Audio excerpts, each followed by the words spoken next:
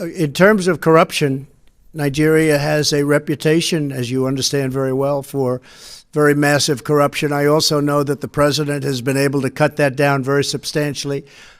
We talked about it. He is working on it, and they have made a lot of progress, and I think they will continue to make a lot of progress. We have a lot of people in this country, and frankly, the country itself, that invests in Nigeria. So cutting down on that corruption element and a corrupt element is very important. Recently, when the US elections was concluded, Trump won with a very big margin, and to President William Ruto, who congratulated him on his social media handles, many Kenyans were quick to judge, and they were calling out the president of US to come help save Kenya, because at the moment there are a lot of things which many Kenyans are feeling like they're not working the way they are supposed to be. However, during his inauguration ceremony, it was very notable that President William Ruto was missing, and as it was expected by many Kenyans that maybe because President William Ruto has been traveling, and in the recent administration he was a very big friend of the Biden, so they expected him to attend. However, President William Ruto was not among the invited people. It's a bit of a mystery in Kenya about who is abducting government critics who have been disappearing since these protests began in June. At least 82 people, according to the Kenya National Commission of Human Rights.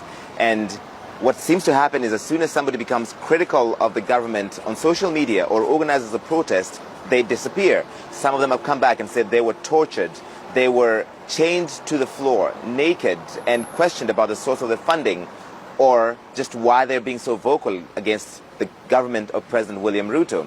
He says that he will stop the abductions, but he also had a conditional part of that he will stop the abductions, but the young people of Kenya have to behave, they have to be polite, and they have to be disciplined, which people saw as a tacit endorsement, or at least an admission that his government has been abducting some critics. In the last 2 or 3 weeks, several more people have disappeared. Some of them young people in their 20s who posted AI-generated images of President William Ruto in a casket. One of them, a popular cartoonist who's been sharing satirical silhouettes of President William Ruto. They've all disappeared. Their families believe they were picked up, tracked on their phone, and picked up by Kenyan security forces. I want you to listen to one of the family members.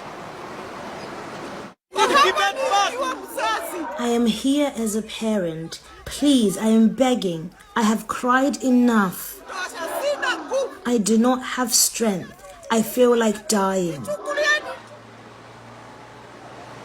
And so, a short while ago, a judge in Kenya has ordered the national police and the security agencies to unconditionally release the abducted people that are in their custody, even though the police have claimed they don't have them in their custody, and they're investigating why. Many in the country just don't believe them. The families don't believe them because they haven't made any attempts to investigate who exactly is snatching these critics off the road.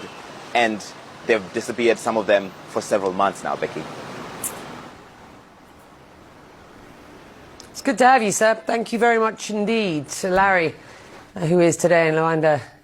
One of Angola, the right. biggest reasons why Trump maybe didn't invite President William Ruto is because of what has been happening in Kenya. Have you seen the report or there on CNN, which was aired by one of the very top Kenyan journalists who worked for CNN, that is Mr. Larry Madowo, who focused on this matter very keenly, and he exposed President William Ruto to the world. And this means that indeed the world has seen what is happening in Kenya, and it is going to respond. And by responding doesn't necessarily mean anything, but they will respond in a way. First of all, they don't want to associate with him.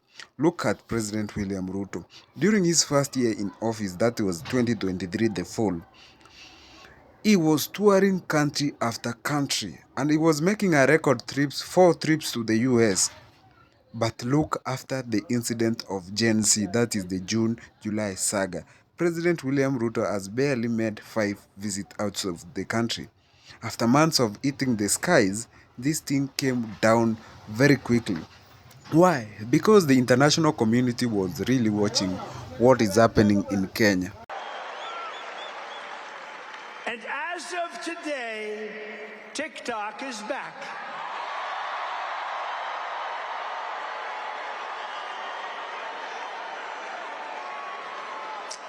So You know, I did a little TikTok thing. We have a guy, TikTok Jack. He's a young kid, like 21 years old. And we hired this guy, and I went on TikTok. Can you believe what I'll do to win an election?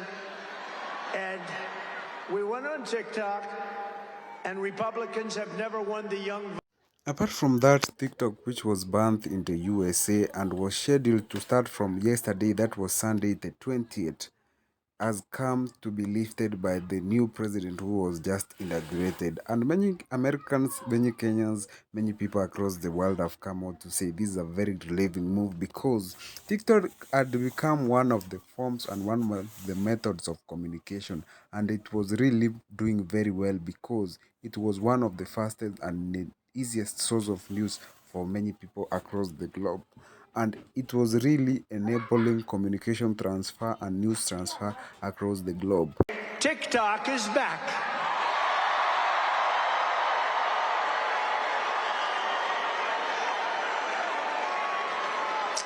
So, you know, I did a little TikTok thing. We have a guy, TikTok Jack. He's a young kid, like 21 years old. And we hired this guy, and I went on TikTok. Can you believe what I'll do to win an election? And we went on TikTok, and Republicans have never won the young vote.